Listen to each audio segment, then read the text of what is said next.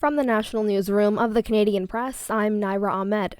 What's left of Tropical Storm Debby is making its way over to eastern Canada. Environment Canada's Jennifer Smith says Ontario and Quebec are expected to receive heavy rainfall starting tonight and through to Saturday. Many regions, particularly a wide corridor from Cornwall to Quebec City, will see rainfall amounts exceeding 50 millimeters and localized rainfall totals over 100 millimeters. As a result, significant impacts may occur in large urban centers such as Ottawa and Montreal, and possibly even Toronto, especially if a heavy shower develops over a prone area. Smith says the storm will head to New Brunswick and Newfoundland over the weekend, but will likely not significantly impact Nova Scotia.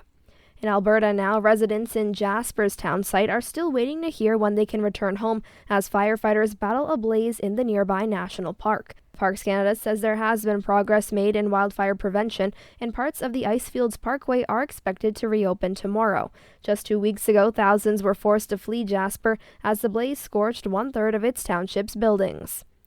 In British Columbia now, Indigenous cultural heritage sites may have been damaged by water that emerged from a landslide damming a river in BC's central interior.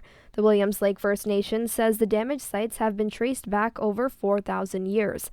The landslide blocking water in the Chilcotin River collapsed on Monday, sending debris and trees downstream to the Fraser River. BC's Emergency Management Minister says crews are monitoring the area for risk of additional landslides and bank erosion. Abroad, the Israeli military is ordering Palestinians to evacuate large areas of Khan Yunis in the central Gaza Strip. The military says it will soon operate there in response to rocket fire targeting Israeli civilians from the area. People in Gaza are facing a dire humanitarian situation amid the latest war between Israel and Hamas. Stateside, ABC News has confirmed that both Donald Trump and U.S. Vice President Kamala Harris have agreed to a September 10th presidential debate. That's setting up a face-off between the Republican and Democratic nominee just 2 months ahead of the U.S. presidential election. Taylor Swift fans are devastated by the cancellations of 3 sold-out Eras Tour shows in Austria after authorities foiled an apparent plot for an attack in Vienna. Authorities in Vienna say they found Islamic State and Al-Qaeda material at the home of the second and final suspect in a foiled plot to attack the now canceled Taylor Swift shows in Austria. No other suspects are being sought after the 2 were arrested. Acknowledging the seriousness of the situation, the country's interior minister says a tragedy has been prevented. Tom Rivers, ABC News at the Foreign Desk. And a proposed law that would not allow elephants and great apes to be kept in captivity could cost the federal government $8 million over 5 years. Ottawa has called the estimate by the parliamentary budget officer premature since the law has not yet passed. This is the Canadian Press. In sports, Team Canada's medal tally now sits at 21 at the Paris Olympics after Winnipeg's Schuyler Park won bronze in Taekwondo.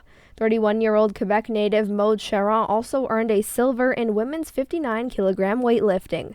Tomorrow, Canada's women's beach volleyball team will compete for gold after defeating Switzerland. It'll be Canada's first ever medal in the women's event. And Markham, Ontario's Andre DeGrasse will race one final time at the Paris Games tomorrow in the men's 4x100-meter finals. The Tokyo gold medal winner has yet to reach the podium during these games. In CFL action, the Ottawa Redblacks look to keep 2 win streaks alive tonight when they host the Saskatchewan Roughriders. Meanwhile, in the MLB, the Toronto Blue Jays host the Baltimore Orioles in the rubber game of their 3-game series. And Toronto's new WNBA team wants help choosing a name and official colors.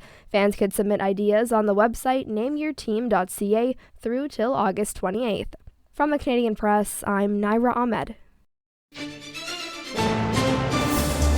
Thanks for listening. Don't forget to follow and subscribe. For more of today's top stories, visit thecanadianpressnews.ca.